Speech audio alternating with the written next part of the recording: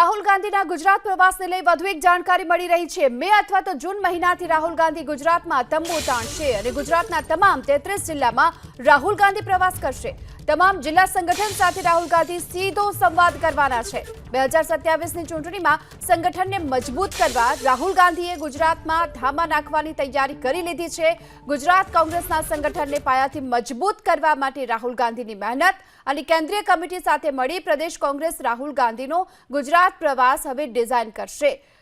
તો રાહુલ ગાંધી કે જેઓ ગુજરાત પ્રવાસ વધુ એકવાર કરશે। મે અથવા તો જૂન મહિનામાં રાહુલ ગાંધી ગુજરાતમાં આવશે અને ગુજરાતના જે તમામ જિલ્લા છે ત્યાં પ્રવાસ કરવાના છે। તમામ જે જિલ્લા સંગઠન સાથે રાહુલ ગાંધી સીધો સંવાદ પણ કરશે।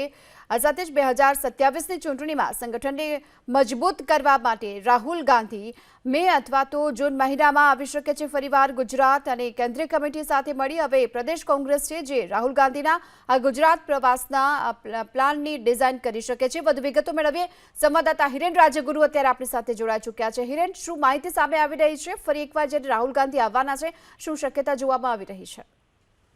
જો રાહુલ ગાંધી હવે ફરી એકવાર નહીં પરંતુ મે અથવા જૂન મહિનાથી સતત ગુજરાતના પ્રવાસ ઉપર રહેશે તે પ્રકારેની માહિતી હાલ મળી રહી છે। આ અંગેનું આયોજન ગુજરાત પ્રદેશ કોંગ્રેસ અને રાષ્ટ્રીય કોંગ્રેસની રાહુલ ગાંધીની જે ટીમ છે એ ટીમ કરી રહી છે। સૌથી મહત્વપૂર્ણ બાબત એ છે કે 2027માં ગુજરાતની વિધાનસભાની ચૂંટણી જીતવાની ચેલેન્જ રાહુલ ગાંધીએ સંસદની અંદર જે પ્રધાનમંત્રીને આપી હતી એ ચેલેન્જ પૂરી કરવા માટે થઈ અને રાહુલ ગાંધીને આ 2 દિવસના પ્રવાસમાં એવું લાગ્યું છે કે એમણે જાતે જ અહીંયા આવી અને મહેનત કરવી પડશે। મહેનત એ ત્યાં સુધી કરવી પડશે કે છેક જિલ્લા ગુજરાતના જે 33 જિલ્લા છે 33 જિલ્લાનો પ્રવાસ જાતે કરવો પડશે।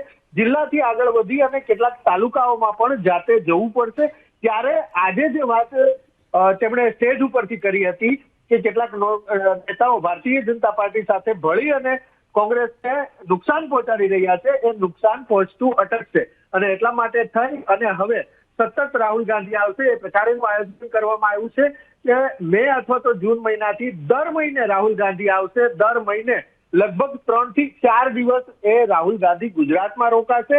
ગુજરાતના અલગ અલગ જિલ્લામાં જશે। જિલ્લામાં એ તમામ જિલ્લાના જે પદાધિકારીઓ છે જિલ્લાનું સંગઠન છે તેને પણ મળશે અને સાથે જ તાલુકાના સંગઠનને પણ મળશે। રાહુલ ગાંધી કોંગ્રેસની જે અલગ અલગ પાંખ છે યુથ કોંગ્રેસ હોય, મહિલા કોંગ્રેસ હોય, NSUI હોય, સેવાદળ હોય, આ તમામ લોકો સાથે પણ મુલાકાત કરશે અને તેઓને પણ ગુજરાતની જનતા સાથે કેવી રીતે જોડાવવું એ અંગેની તે મહેનત કરશે। રાહુલ ગાંધી થોડી વારની અંદર હવે દિલ્હી જવા માટે રવાના થશે અને રવાના થાય એ પહેલા જે નેતાઓ એરપોર્ટ ખાતે રાહુલ ગાંધીને મૂકવા ગયા હતા ત્યારે આ વાત તેમણે કરી હતી કે આયોજન કરવામાં આવે અને આયોજન આગામી મહિનાથી જ શરૂ કરી દેવામાં આવે અને એના માટે રાહુલ ગાંધી ગુજરાત આવવા તૈયાર છે। આજે કાર્યકર્તાઓને સંબોધન કરતા પણ તેમણે કહ્યું હતું કે જ્યાં મારી જરૂર હોય તમને લાગે કે મને બોલાવવો છે, રાહુલ ગાંધીને બોલાવવો છે તો ત્યાં મને કહેજો, હું ત્યાં આવવા માટે પણ તૈયાર છું। પરંતુ જે લડાઈ શરૂ કરી છે